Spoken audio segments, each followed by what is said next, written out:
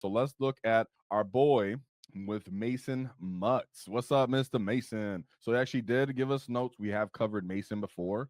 So thank you to chat with everyone who's here. Make sure you guys get stuck in because we'll cover the live chat after we go over some of the Gits got to say. So let's take a look at his Warhorde list. He actually did end up going 6 rounds, which I thought was also cool to see. So he had additional game in there, so 5-1. And so starting off quite character heavy, but that's what the price you pay for this archetype. And what I'll say right now is surprisingly, it's really not new tech we see here other than some of the key tools that Mason said he was able to take advantage of. So we have Boss Snickrout sitting at a nice cost of 75 points. That's what we need him to be at. That makes a lot more sense. Love to see it. Very often brought on a lot of lists, even if you're bringing Mandos. For his picking him up, bringing him down. You can screen your backfield sometimes if you want to pay for extra Gretchen. You can use him to do secondaries like a sabotage, threaten people's home field the whole time. Don't let him die. He's not to be thrown away. Then we have Ghazghkull Thraka, the war chief, the grand warlord himself, the prophet of the Waaagh, making his appearance on so many successful lists over this last weekend, which is great for us to see.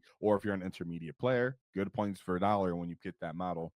Followed by two Painboys, but also 3 war bosses. Now, what you may be thinking is, Waaagh Tactics, clearly this kid is running gas with 20 boys. And I'm here to tell you he didn't. He actually didn't. He decided to go back to what we like to call the meat and potatoes around here, some fundamental mob tactics, where he brought a war boss, a painboy. He brought 2 of those combos. So he has 2 20-man units of war boss painboy combo, 1 truck, 2 battle wagons, 1 burner boy unit, one 5-man unit of flash kits, 2 minimum size unit for Gretchen, because on any of your orc lists, you can never let people get behind you. Never let that happen. And also Gretchen are good for screening, of course, getting like if other pressured armies, taking up space. Love my grots. Speaking of stats and facts, Gretchen are the #1 most orc unit in all of 40k, and I think they're like in the top 30 of most used units in 40k. So it's so funny. Then we have the Kommandos. So Kommandos was actually what Mason thought was his most interesting new tech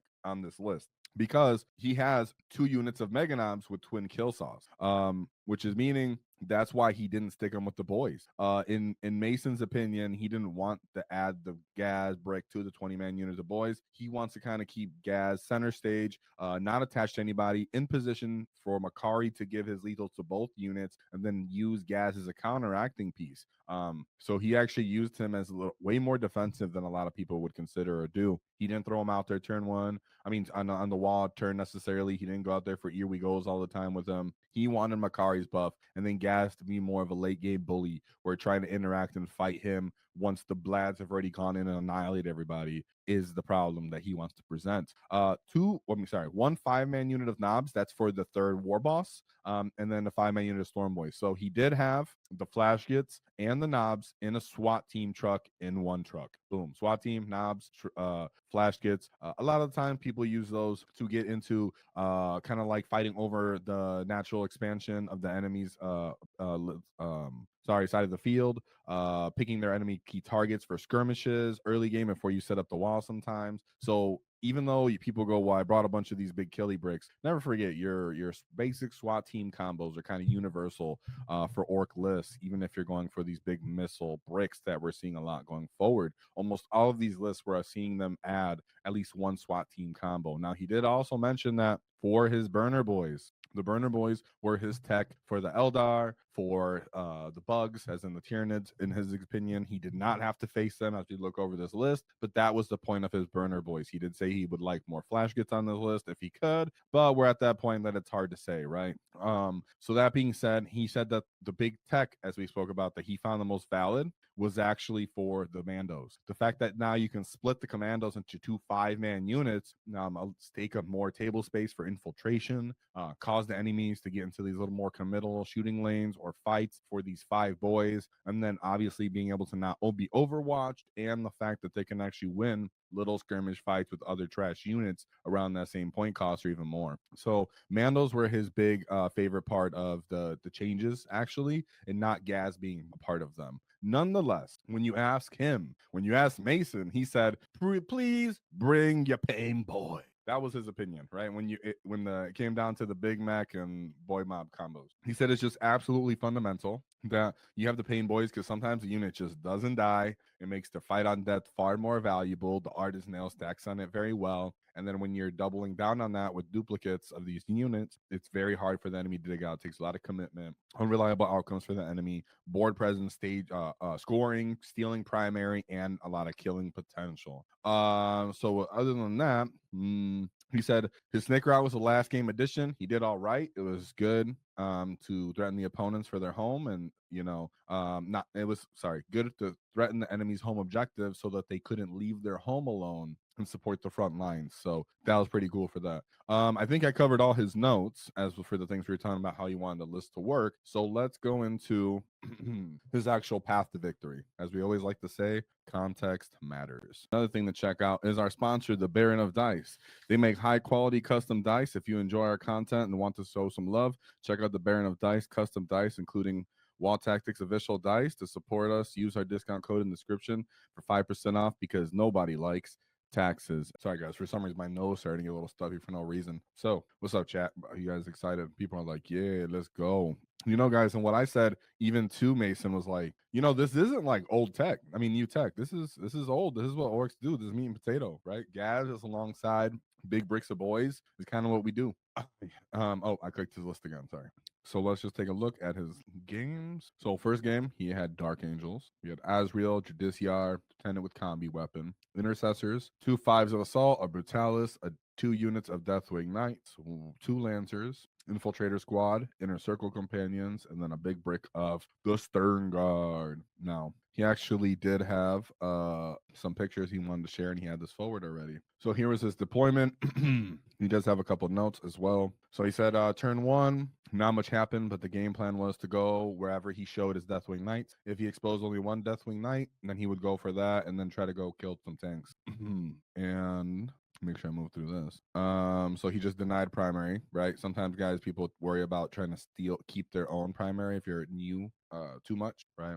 You're like, I'm worried about really keeping this. So you score my 5 points and you commit too many units to holding your primary too early in the game. What's actually really important is just denying your enemies by killing their stuff. So you went and got a little kill in there and staged up. And as we moved out here, this is where he called his Waaagh turn 2. And he actually, the enemy did expose both Deathwing Knights, and Mason did call the Waaagh, but failed with the 7-inch charge. It was quite unfortunate. I'm still looking at the stuff, guys.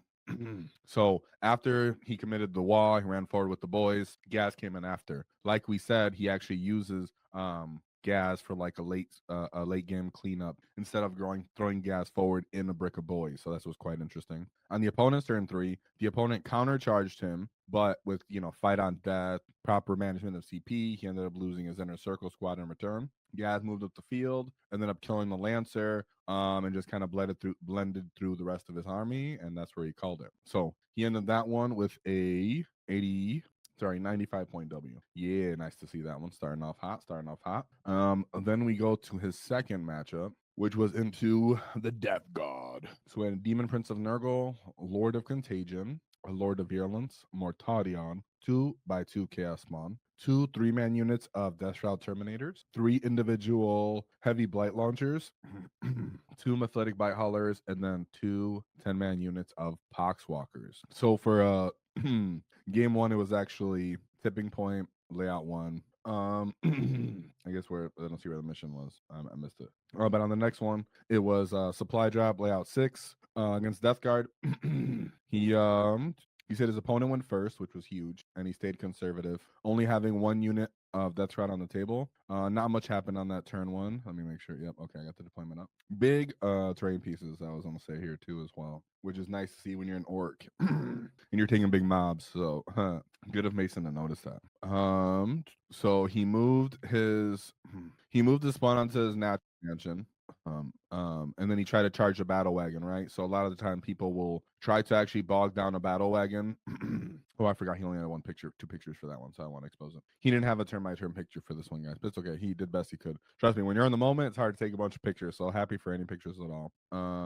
So what he tried to do is charge into the battle wagon to try to stuff it in place. Good players will understand, well, if I can just stick your battle wagon in place, you can't dislodge your mob. You can't get into a fight where you want to do it. So some people that have units that can do that will come up and do it. Well, in this case, Mason actually had Gaz nearby. Gaz did a heroic, roll a big 12-inch charge, and was actually able to go onto the enemy's objective and unstick the objective. Following turn, he called a Waaagh on turn 2. Brought everybody forward, enjoyed that extra movement.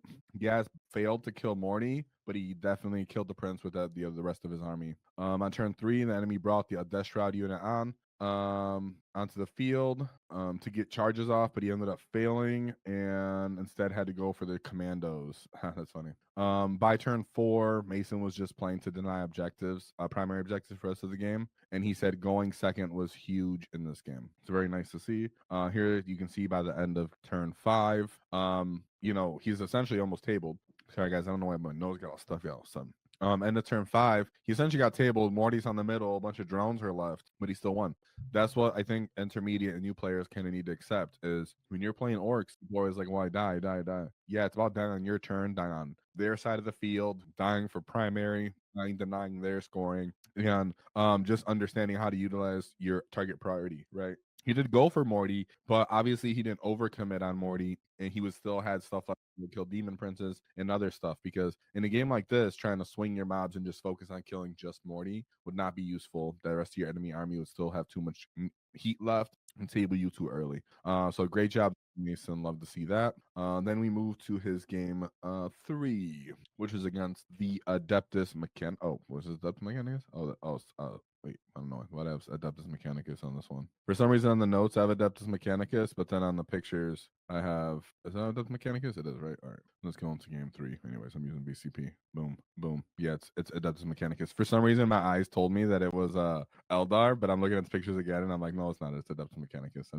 I guess I'm just hating on their look right now all of a sudden. Wait, purple? Oh, it was just the big purple bases messed me up. Okay.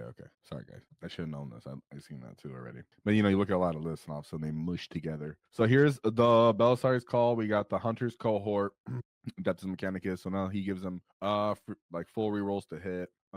Which is his cohort? Yeah, it's Skitarii. Okay. So we have 2 Skitarii marshals, and 2 techno archaeologists, 3 5-man units of rangers, 3 5-man units of 10-man units of vanguard. Excuse me, I call them 5-man. They're all 10-man. 3 units of the twin cosmic las cannon Iron Striders, 2 minimum size units of Skystalkers, 1 sterilizer, 2 infiltrators, 2 rust stalkers. So that's like a lot of chaff. Not like any huge missiles to actually just annihilate you. So they're probably just playing board mission control. So let's see what actually Mason said. I think he had the pictures right there. He said, he says, I went first, pushing for as much board presence as I could. Yes, because they're playing AdMech. That's what they want to do anyways, and you got to get on them. They want to keep you at arm's length. You want to get right up on them. So it's funny. I was worried about being boxed in. Exactly. Dropped in my Boyz out the wagons for early primary denial. He drew storm hostile objectives, and the Kommandos on the center objectives. I had the heroic with the Boyz, which flipped and stuck. Oh, that's so disgusting. So the enemy went for the primary, the storm secondary,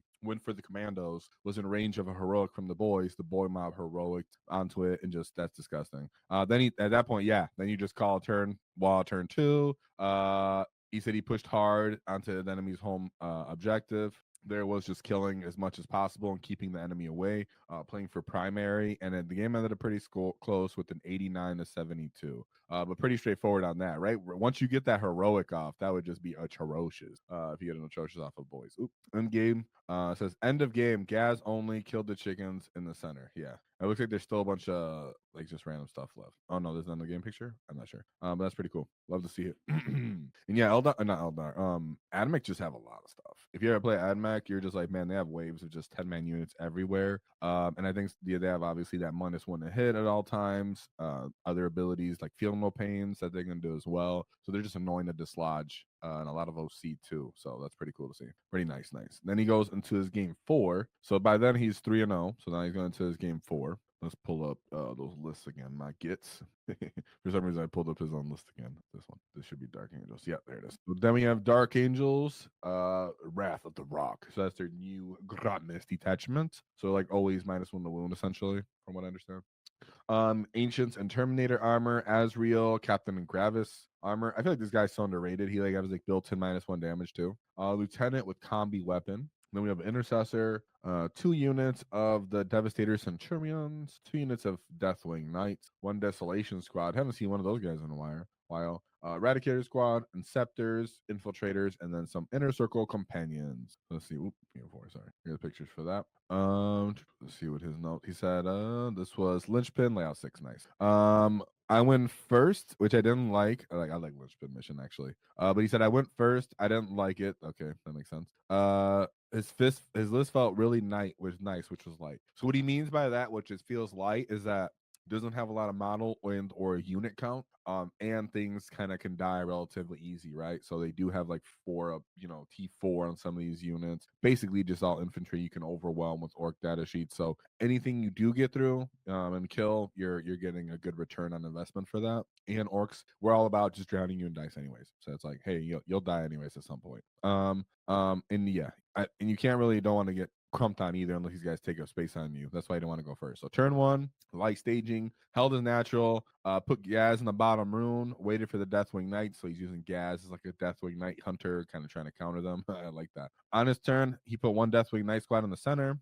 And then he deep struck onto his natural. On turn 2, he called the Waaagh, put the Boyz in the center. And his main goal was Gaz placement, trying to get him into the inner circle and Azrael. My opponent made the mistake of using the strat to charge and pile into Gaz. Okay, and when he did, kill all the guys with the one in the center. So what he means is that inner circle detachment has a strat that if you're within, I think it's like 6 inches of them, they can declare a charge on you if you didn't get a charge off on them. So he, and a lot of the time they're trying to pull off multiple heroics with that detachment. Very annoying to try to like stop and mitigate that at times if you don't want to actually make contact with them with certain units. Oh, sorry. But in this case, the guy just came to Gaz with his inner circle companion, so he ended up crumping him. Oop. So love to see that. From there, he just played points, held him in his own zone, and made sure nothing could escape. Right. So again, it's just all about board control and just I kill you when it's my go time. I make contact with all the 40 dudes. Gaz comes in and cripples whatever is going to keep killing them too quickly, and then by that point, I'm winning on primary and not letting you get out of your deployment zone and it pushing your will, inflicting your will on your opponent. That's how orcs really like to play 40k, not responding to people. So great job there, running over the Dark Angels and that Wrath of the Rock. But here, after going 4-0, he gets to his 5th game, and here it is. He takes his one and only loss. So let's take a look at that. We do have some notes. I did talk to him a little bit about it. But as for this, we have Chaos Space Marines, veterans of the Long War. So he has Chaos Lord, he has Cypher for that additional cost in your CP, your strats. Fabius Bile, which he allows your army to get other additional buffs. You can get 2 if he rolls from. So you can make them faster, you make them hit harder, he make them more tough, so like +1 toughness, +1 weapon skill, ballistic skill, or ballistic skill. You gotta pick one or the other.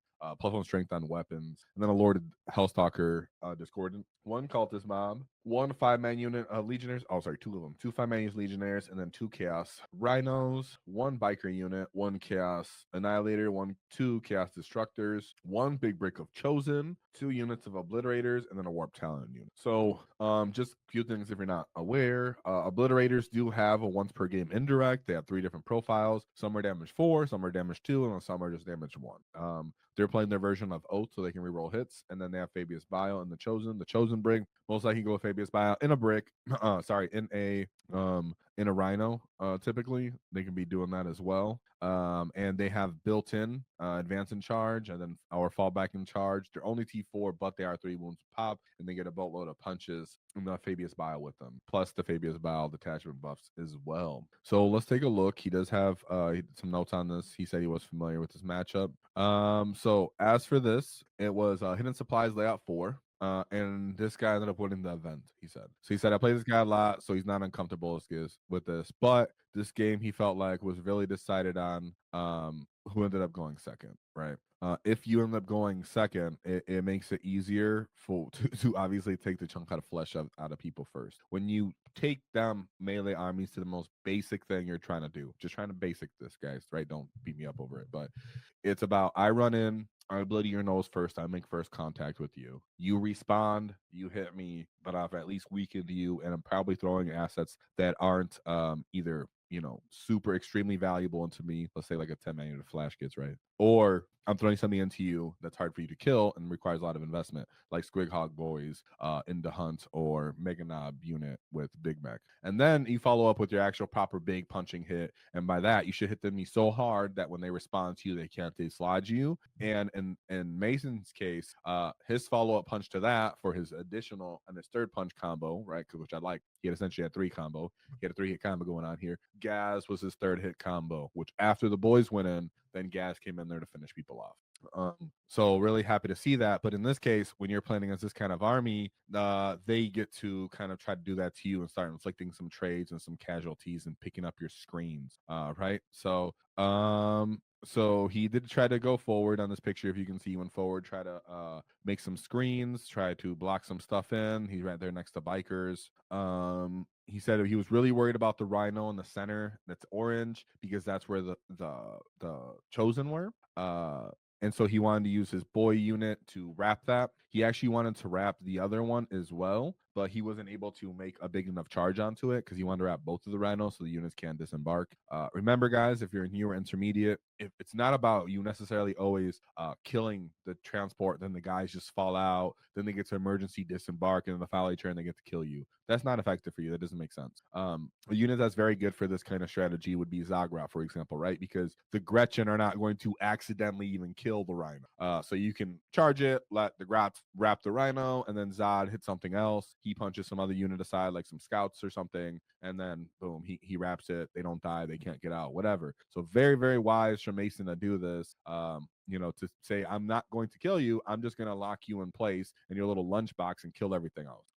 So he was really trying to kill those berserkers, the obliterators as well. It was a good turn. And he pushed him back. By turn 3, the enemy was starting to clear the board and starting to push him out. Like we talk about when you're playing this style of army, it's about controlling your rate of attrition by essentially like breaking their spine or cracking their spine hard as you can, give them a nice chin check, and then slowing that momentum like he did in the other games. In this one, based off how this army works with its Dark Pact, always having Stain, kind of being a mixture of combined arms, stuff like that. And probably because he's familiar with the opponent as well, means the opponent's familiar with him. He knows how much it takes to dig him off. It started to be an issue.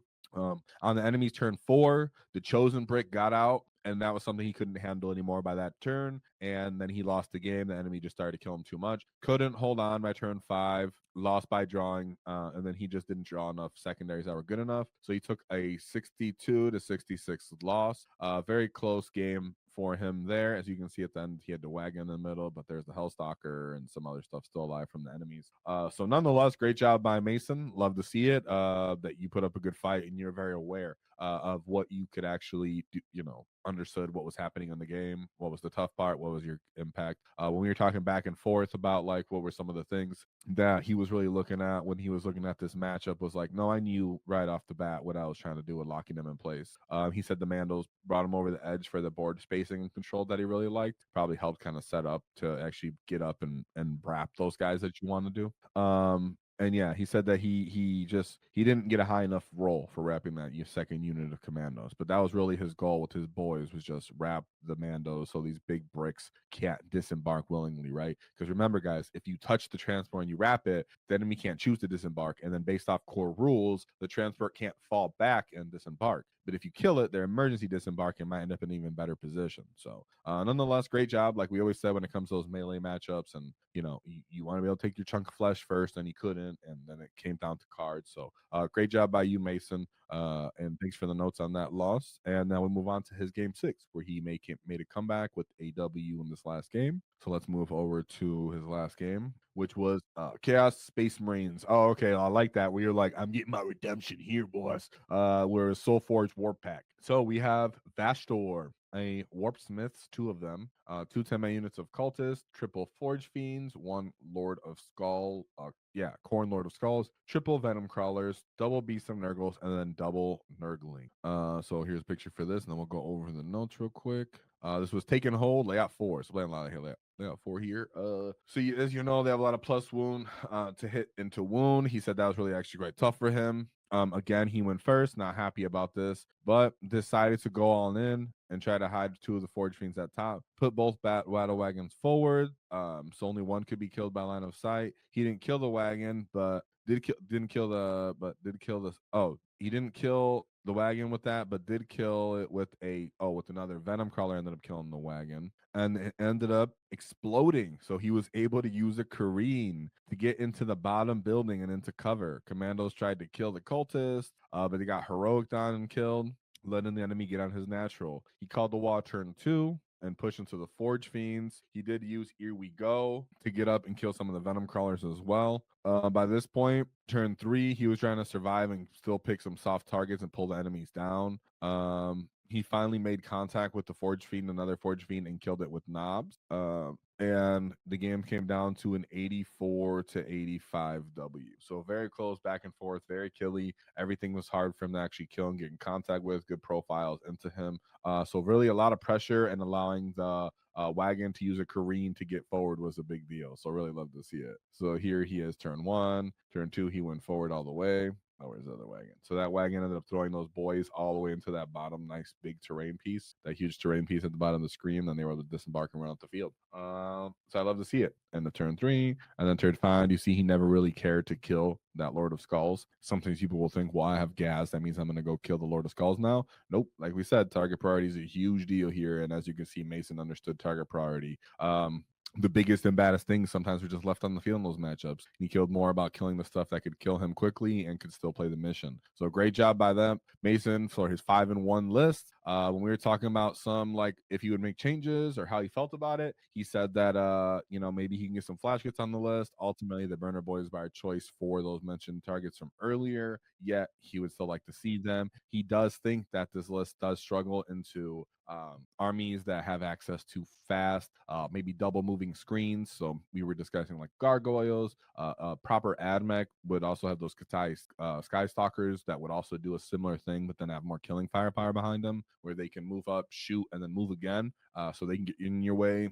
Tau kind of has some of those guys that can jump in and do similar things, I think, as well. And in that case, if the board's a little bit more open, like he was saying on some GW layouts, which I think 4 is a little bit open, but as we've seen on his pictures, he had a really big L shapes and such, so it's all good. He was, why is my head all zoomed in on? But he said that nonetheless, he felt like it was strong, but that those are just some of the things you want to look out for if you're trying to use this kind of archetype, and that you need the Painboys. If the tables aren't dense, you could take way too many casualties or get your wagons popped too early. Nonetheless, when that did come up to him on that last matchup on game 6, you see that he just went all in. And sometimes that's the way we go, right?